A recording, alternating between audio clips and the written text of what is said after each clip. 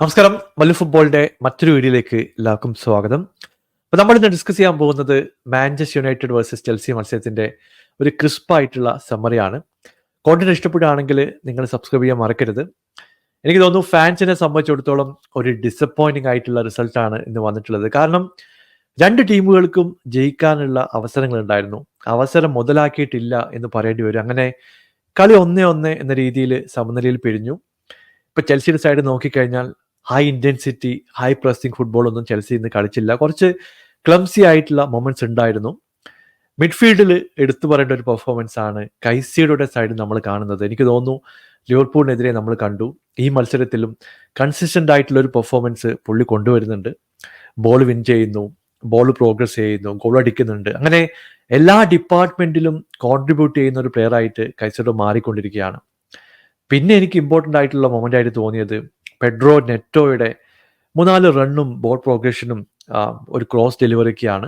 Second ഹാഫിലൊക്കെ 1-2 moments കൊണ്ടുവരാൻ Pedro നെറ്റോക്ക് കഴിഞ്ഞു. ഇവിടെ ഗോൾ അടിച്ചിട്ടുള്ള ആ ഒരു സെറ്റ് പീസ് വിൻ ചെയ്തിട്ടുള്ളത് പെഡ്രോ നെറ്റോയുടെ മൂവ്മെന്റ് തന്നെയാണ്. അങ്ങനെ ഒരു പോസിറ്റീവ് ആയിട്ടുള്ള ചേഞ്ച് കൊണ്ടുവരാൻ വേണ്ടി നെറ്റോ ശ്രമിക്കുന്നുണ്ട്. ഒരു ബിഗ് മിസ് എന്ന് എനിക്ക് തോന്നിയിട്ടുള്ളത് ചെൽസിക്ക് കിട്ടിയിട്ടുള്ള ആ എൻസോ മിസ് ചെയ്ത ചാൻസ് തന്നെയാണ്. ഒരു ഡിഫ്ലക്റ്റ് ആയിട്ട് വന്നൊരു പന്ത് ജാക്സന്റെ കാലിലേക്ക് വരുന്നു. ജാക്സൺ ഷോട്ട് എടുക്കാൻ വേണ്ടി എൻസോയുടെ കാലിലേക്ക് ഇത് പാസ് ചെയ്യുന്നു. ഓപ്പൺ പോസ്റ്റ് ആയിരുന്നു. കുറച്ചുകൂടി ക്ലിനിക്കൽ ആയിരുന്നെങ്കിൽ അത് കൺവേർട്ട് ചെയ്യാൻ, അല്ലെങ്കിൽ ഈ ഒരു ഗെയിം കില്ല് ചെയ്യാനുള്ള ഒരു ചാൻസ് ആയിരുന്നു അവിടെ മിസ് ചെയ്തത്. ഇപ്പൊ മാഞ്ചസ്റ്റർ യുണൈറ്റഡ് സൈഡിലേക്ക് വരുമ്പോൾ ഒരു ബ്രില്യൻ്റ് ആയിട്ടുള്ള പെർഫോമൻസ് ഒന്നും നമ്മൾ കണ്ടില്ല. ഒരുപാട് സ്ലോ ബിൽഡപ്പ് മൊമെന്റ്സ് ഈ മത്സരത്തിൽ ഉണ്ടായിരുന്നു. എനിക്ക് തോന്നുന്നു അത് യുണൈറ്റഡിനെ പിറകോട്ട് വലിച്ചതായിട്ടാണ് എനിക്ക് തോന്നിയിട്ടുള്ളത്.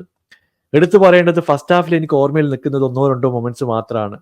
ഇപ്പൊ ഗർനാച്ചോയുടെ ഒരു മൂവ് ഉണ്ടായിരുന്നു, ഹോയ്ലൻഡിന്റെ ഒരു മൂവ് ഉണ്ടായിരുന്നു. പിന്നെ ഫസ്റ്റ് ഹാഫിന്റെ അവസാനം റാഷ്ഫോർഡിന് കിട്ടിയിട്ടുള്ള ആ ഒരു ഓപ്പർച്യൂണിറ്റിയാണ്. അത് ക്രോസ് ബാർ തട്ടി പുറത്തേക്ക് പോവുകയും ചെയ്തു.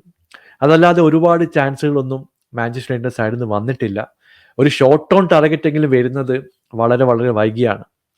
സെക്കൻഡ് ഹാഫിൽ നോക്കിയപ്പോൾ ക്ലിയർ കട്ട് ആയിട്ട് 3-4 ചാൻസുകൾ ഉണ്ടായിരുന്നു. പക്ഷേ ഈ ഗർനാച്ചോക്ക് ഇപ്പോഴും എപ്പോൾ ഷോട്ട് എടുക്കണം, എപ്പോൾ പാസ് ചെയ്യണം എന്നുള്ള ഒരു കൺഫ്യൂഷൻ വ്യക്തമായിട്ട് തന്നെ ഉണ്ട്.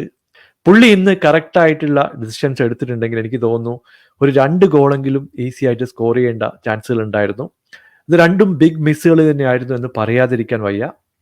മറ്റൊരു എടുത്തു പറയേണ്ട കാര്യം ഡിഫെൻസീവിലെ വർക്ക് റേറ്റ് ആണ്. ഇപ്പോൾ സെക്കൻഡ് ഹാഫിൽ നോക്കിക്കഴിഞ്ഞാൽ ലെഫ്റ്റ് വിങ്ങിൽ വെച്ചിട്ട് ഗർനാച്ചോ ഒരു ബാക്ക് പാസ് ചെയ്യാൻ ശ്രമിക്കുന്നു.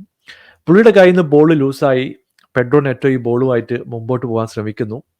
ആ സമയത്ത് നമ്മൾ ചെയ്യേണ്ടത്, നമ്മൾ ലൂസ് ചെയ്ത ബോൾ വിൻ ബാക്ക് ചെയ്യാൻ വേണ്ടി ശ്രമിക്കുക, അല്ലെങ്കിൽ ടാക്കിൾ ചെയ്യുക, അല്ലെങ്കിൽ അറ്റ്ലീസ്റ്റ് ഓടി പിടിക്കാൻ വേണ്ടിയെങ്കിലും ശ്രമിക്കുക എന്നുള്ളതാണ്. പുള്ളി ഒരു ജോഗിങ് പിച്ച് പോലെ പതുക്കെ ഓടി വരുന്നുണ്ട്. ഇവിടെ കസമീറോക്ക് പുള്ളിയെ ഫൗൾ ചെയ്യേണ്ടി വന്നു, ഒരു യെല്ലോ കാർഡ് കിട്ടി. അതിനുശേഷം നിങ്ങൾ കസമീറോയുടെ റിയാക്ഷൻ കണ്ടു കഴിഞ്ഞാൽ യുണൈറ്റഡിന്റെ പ്രധാനപ്പെട്ട ഒരു പ്രോബ്ലം വളരെ വ്യക്തമായിട്ട് തന്നെ കാണാൻ പറ്റും.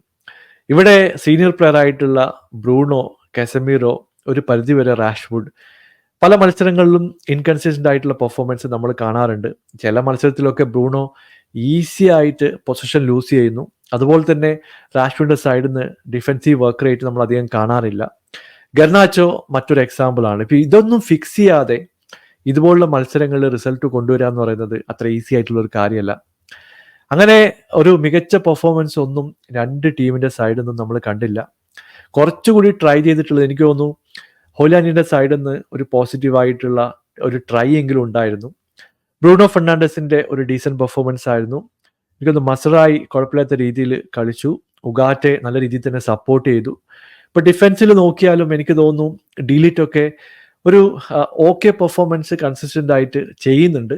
എനിക്ക് തോന്നുന്നു പുതിയ മാനേജർ വന്നു കഴിഞ്ഞിട്ടുണ്ടെങ്കിൽ ഇമ്പ്രൂവ് ആയിട്ടുള്ള ചില ചേഞ്ചസ് ഒക്കെ നമുക്ക് കാണാൻ സാധിച്ചേക്കും. മറ്റൊരു എടുത്തു പറയേണ്ട കാര്യം സിക്സയുടെ ബോൾ കൺട്രോൾ സ്കിൽസ് ആണ്. ഒരു സ്ട്രൈക്കർ എന്ന രീതിയിലോ അല്ലെങ്കിൽ ഒരു നമ്പർ 10 എന്ന രീതിയിലോ ഒരു പാസ്സൊക്കെ കൊടുത്തു കഴിഞ്ഞിട്ടുണ്ടെങ്കിൽ ഒരു വൺ ടച്ച് എടുക്കുക, അല്ലെങ്കിൽ പാസ് തിരിച്ചു കൊടുക്കുക എന്നുള്ളത് ഇമ്പോർട്ടൻ്റ് ആയിട്ടുള്ളൊരു കാര്യമാണ്. അല്ലാതെ ഒരു ക്രൂഷ്യൽ സ്ഥലത്ത് വെച്ച് ബോൾ മിസ് ചെയ്ത് കഴിഞ്ഞിട്ടുണ്ടെങ്കിൽ ആ ഓപ്പർച്യൂണിറ്റി കില്ല് ചെയ്യുന്ന സിറ്റുവേഷനിലേക്കാണ് കാര്യങ്ങൾ പോവുക. അത് ഇമ്പ്രൂവ് ആകും എന്ന് പ്രതീക്ഷിക്കുക, അല്ലെങ്കിൽ മറ്റൊരു ആന്റണിയെ നമുക്ക് കാണേണ്ടി വരുമെന്ന് പറയാതിരിക്കാൻ വയ്യ. എന്തായാലും നിങ്ങളുടെ അഭിപ്രായം താഴെ അറിയിക്കുക. പുതിയൊരു വീഡിയോയുമായി വീണ്ടും കാണാം. Thank you so much for watching. Bye for now.